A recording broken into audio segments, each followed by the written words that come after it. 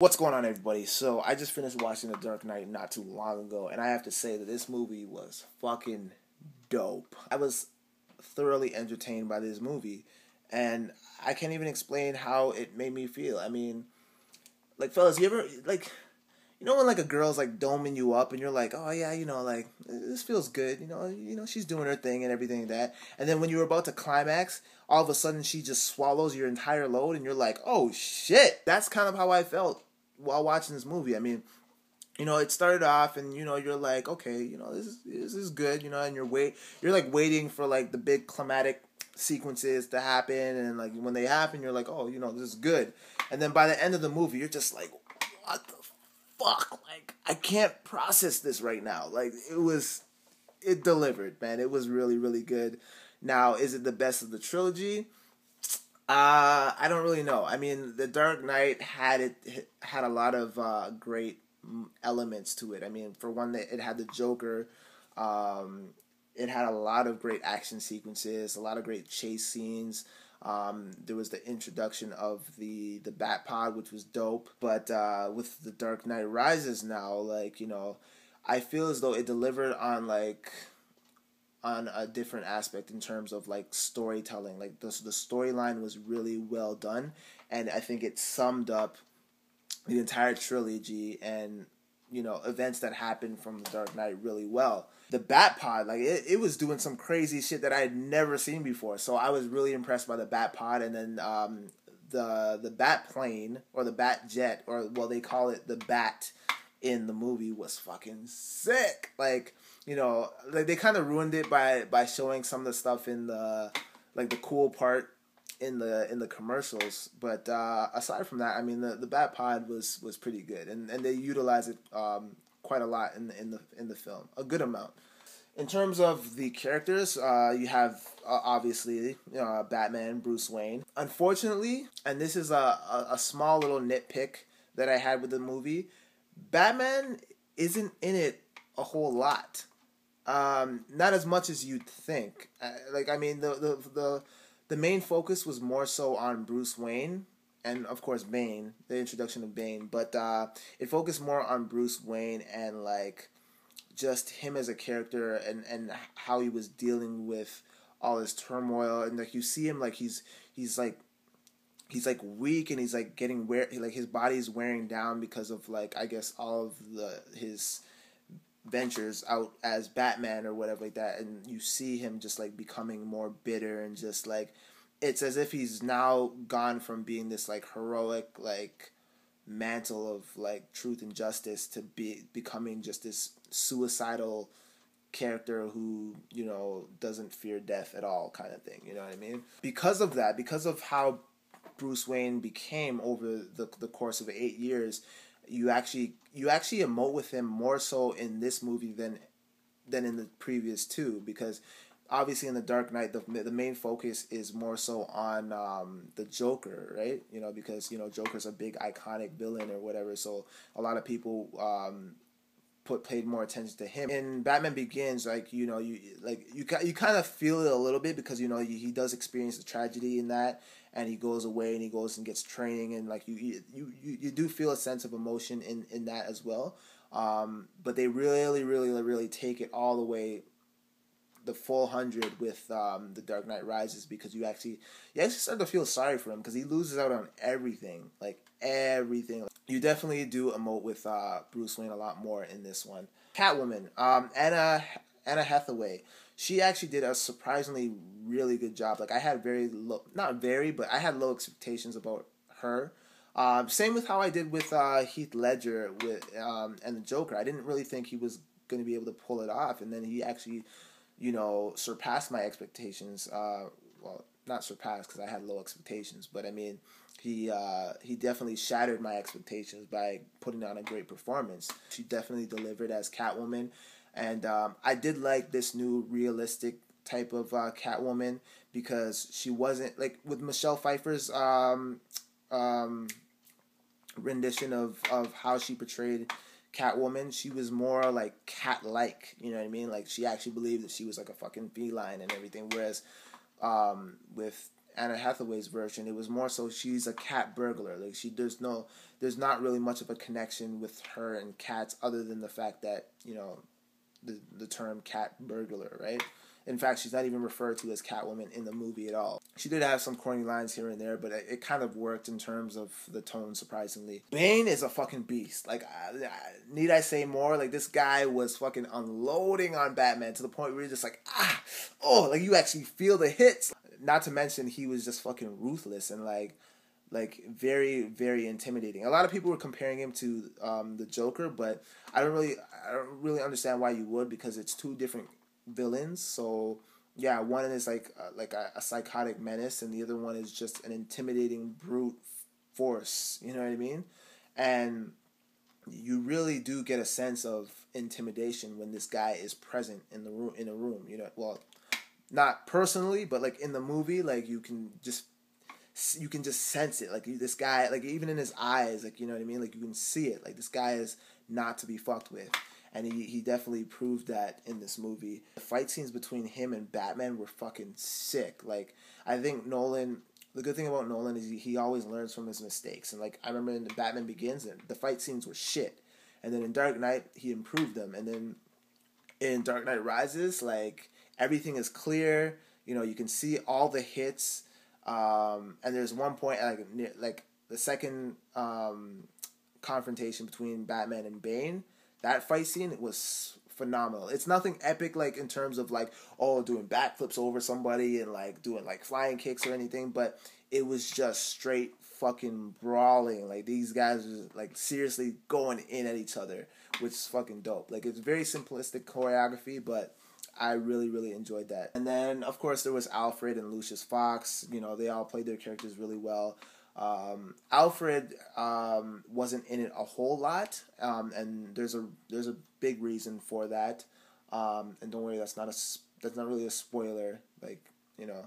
But there's this one scene with him and he's talking to Bruce, and they're making references to the events that happened in the Dark Knight, and like there's that big emotional scene where you're just like, fuck, man. It's like it kind of reminded me of the scene between in Spider-Man 3, when Harry and his butler are exchanging dialogue, and you know they have that little emotional scene, and you hear the butler talk for the first time ever in the entire trilogy.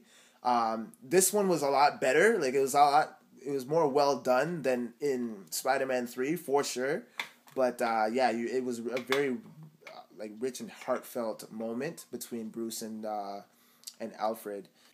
But at the same time, in saying that, and like for those of you guys who have seen it, I found it a little weird, but not necessarily in a bad way. It's just I found it hard to wrap my head around the fact that Alfred would just kind of just, you know, do that. You know, if you know what I mean. Like, it was kind of weird to me because Alfred is known as like playing the like prominent like father figure role in Bruce's life, and then yeah, that was kind of weird for me. I wasn't expecting that. What I didn't like about the movie, there's not much that I didn't like about it. I did find myself comparing it to The Dark Knight a lot, but you know, overall, like I said, it's really hard to compare the two, like and determine which one is better. I think the only real complaint, as off the top of my head, was Bane's voice. Like that drove me insane throughout the whole time that he was talking. Like it like, and I understand that they made corrections to improve the sound of his voice, but even still, at times I found it very hard to understand what the fuck he was saying. And like every now and then I was hoping that the subtitles with that little ball would come up and be like, you know, like, and like let you know what was being said whenever he was exchanging dialogue, especially between him and Batman. I found myself, like, it took me like at least 10 seconds after he'd say like a phrase to have it process in my mind and be like, oh, okay, that's what he said. But then in the time that it took me to process what he said, he was still talking about something else. So then I would have to like follow along, and it got to the point where I was like, I would have to see for myself what his motives were rather than him explaining it to his henchmen or to Gordon or whatever the case may be. So it was kind of annoying and frustrating at times, and that was one thing that I didn't really enjoy. I understand that he had the mouth apparatus on his face and everything, which made it difficult for him to talk or whatever. But I just wish they would have fixed it up a little bit more. You know what I mean? Some people, could understand him just fine. I, on the other hand, even within the trailers, I didn't understand what he was saying. But yeah, he had some really nice lines. I can't really think of any off the top of my head, but like a lot of his one sentence quotes gave me chills at times when he was saying shit, especially when he was like talking to Bruce Wayne when Gotham is in ashes. I give you permission to die. Like, those, I got chills, guy. Like, yeah, I just wish they would have fixed his voice a little bit better. It didn't seem long. Like, obviously, it's a long movie because like that's Nolan's style. He always likes to make long movies, especially with this trilogy. But it didn't feel that way. Like, I mean, like you were never sitting there bored and like waiting for shit to happen. I kind of got a sense of that in The Dark Knight. Not to say that it was bad or that I didn't like the fact that it was that long, but I felt as though, or they could have ended The Dark Knight after a certain point. I can't remember where exactly, but when they went off into that whole like Harvey Dent thing, becoming Two-Face, and then kidnapping Gordon's son and everything, I felt as though that wasn't really necessarily needed. You could have saved that for another movie, but at the end of the day, I mean, it really worked well, and it made for a great film and great segue for The Dark Knight Rises, so I can't really be mad at that. But in this one, it never really felt long, like it was dragging on, like, you know what I mean? I was like there, like, okay, like I want to see more. There's I think one or two twists in the film near the end, and the ending is sick. Like the ending is like I said, it's like a girl swallowing on you, like sick. Like it's like unexpected kind of thing. I wish it wasn't a spoiler so I could like talk about it, because like I have so many questions and so many like, I don't know, I think I need to create like a forum like on Vocal, so like for those who like a private show or whatever, so those who have seen it, we can all talk about it or whatever online or whatever. I might do that. I don't know, because I'm kind of amped about that. But yeah, you definitely need to go see this movie like right now. Like, well, maybe not right now because it's like 3:30 in the morning. But like you definitely need to see it sometime tomorrow or the next day or whatever. But I am definitely getting this shit on DVD. Fuck, I'll buy a Blu-ray and get it on Blu-ray, man. Now, what I would like to see, and I know this is a very long vlog, but for those, I know some of you guys like when I ramble on and do the long vlog, so whatever.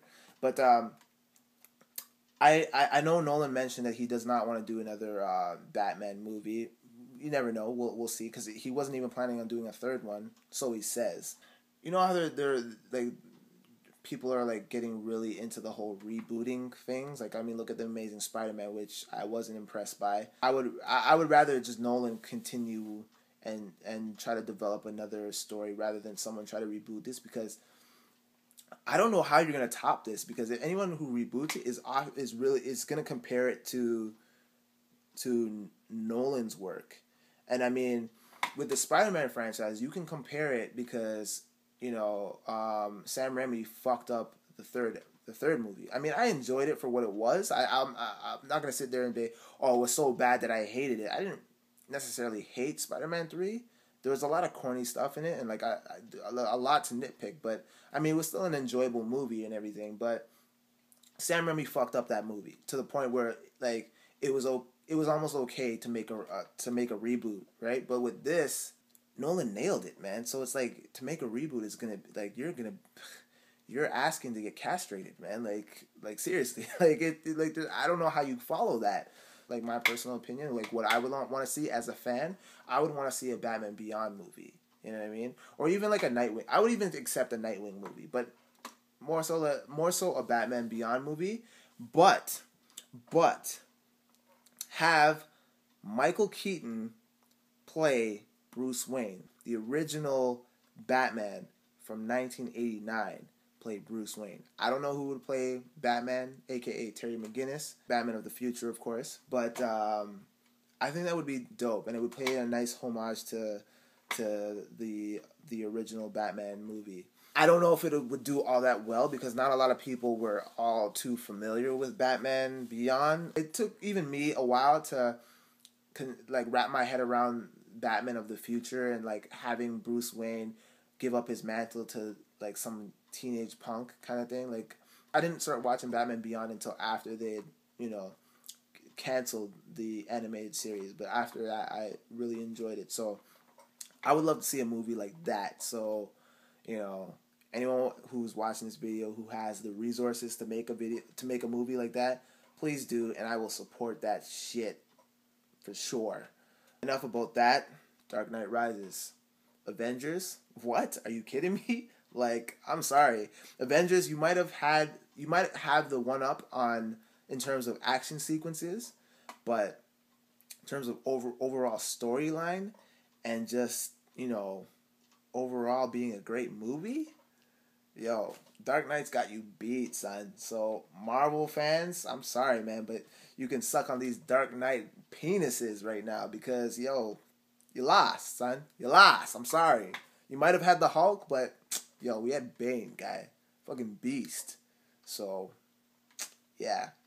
Anyway, this has been my review. Thank you for watching. I'm your boy Tactics. Peace. And I'm out.